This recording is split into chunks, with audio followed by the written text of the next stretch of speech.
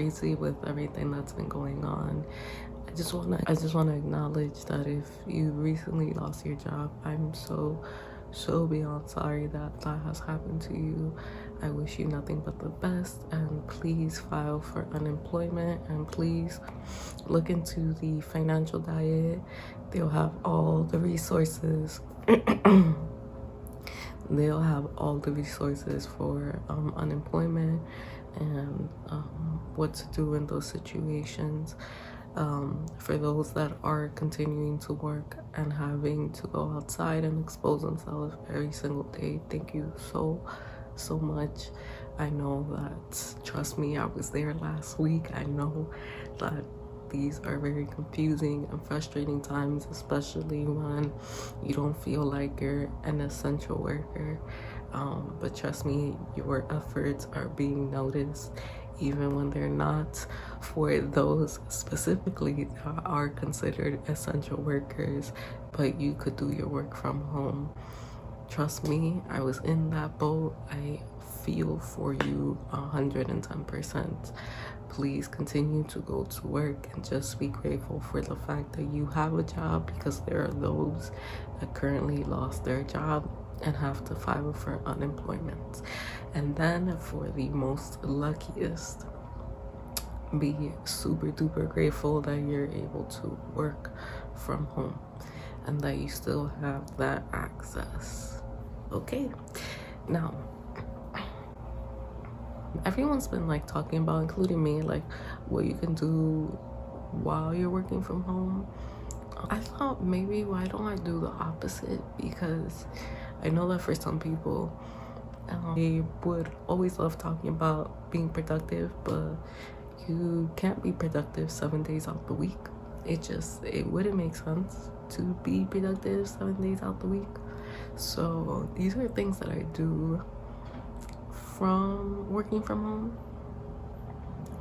that you shouldn't feel guilty about. So working from home is weird because a variety of things. It's weird because you don't really know boundaries in terms of like, can you go to the bathroom? Can you take a phone call? Can you check up on something else?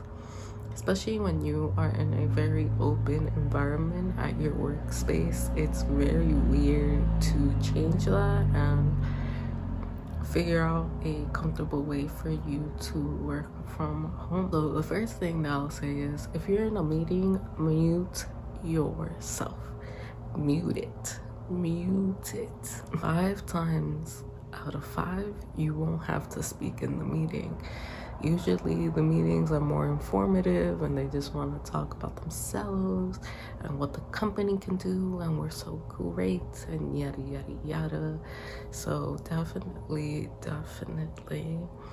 mute yourself when you're on a call. If you don't have to video chat, also take off the video camera, because nobody wants to see you looking like what you look like at home. But no, honestly, it just gives you a little bit more privacy, and you won't have to do as much like looking like you care, looking like you're really paying attention. The second thing is that if you got your work done in 4 hours versus getting your work done in 7 or 8 hours, acknowledge that and move on. There's no reason for you to be fake productive at home. Let me just say that again. There's no reason for you to be fake productive at home. Maybe in the workplace, Susan, you gotta do that so you can look like you got your work done, you look productive. At home, nobody's watching you. We don't got Big Brother, you know, like you're good to go. You don't have to look like you're being productive.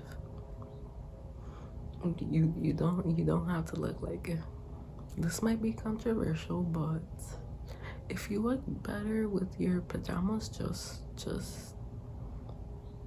wear pajamas. Yes, sometimes, most times you can't wear pajamas to work, but you're working from home. So if you don't feel like dirtying laundry and continuously having to wear cute little outfits, you don't have to. You can wear pajamas and get your work done too. What I've done recently as well, because some of our bosses are not micromanagers, is I write down what I do in the day.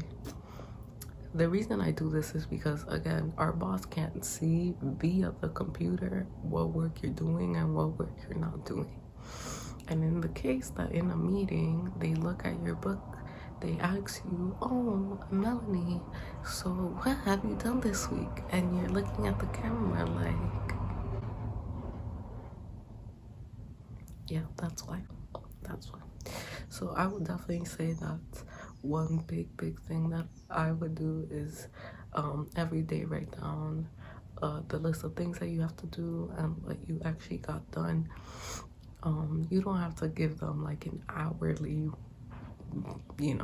minute range of like what you did, just a synopsis of what you did for the day. The last and final thing is that take a break. This is some golden time because you can take a break whenever, however, whoever, whatever. Take a break. If your breaks are broken down into 15 minutes, do that. If your break is broken up in an hour, do that. Boundaries are very hard to set when you're working from home, especially if you're working from your room and you don't have an extra space to go to work. So please break up your time and definitely take a break.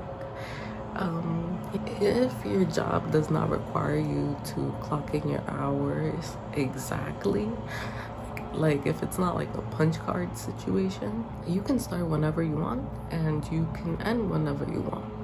That's kind of the advantage and disadvantage of working from home. Is like, as long as the work is done, you're good to go. Let me say this again. As long as the work is done, you're good to go. Working from home really is about how much work you got done, how productive you were with your time. They're not really gonna ask you how long that took you. They're just gonna ask you, did you get it done? The answer better always be. I do also want to mention that I'm not glorifying taking hours away from your employer.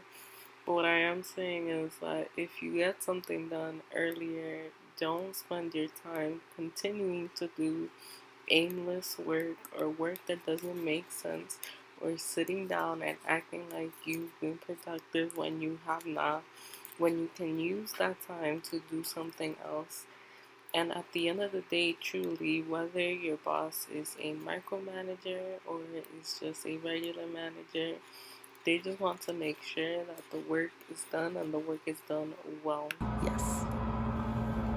So yeah, guys, I hope that for those of you who are working from home, these tips are helpful. If you're new to this, if you're not new to this, well,